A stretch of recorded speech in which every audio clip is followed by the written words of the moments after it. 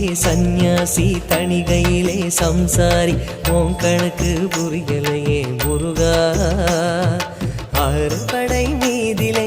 100 முகம் காட்டுற ஆறுதலை தேடுற எந்த முகம் காட்டுவ அறியாம தவிக்கிறேனே முருகா இந்த பாவி கேட்பதென்ன தவறா ஆறுபடை முருகனுக்கு அரோகரா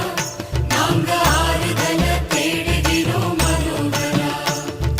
கந்தவேலு குமரவேலு அரோகரா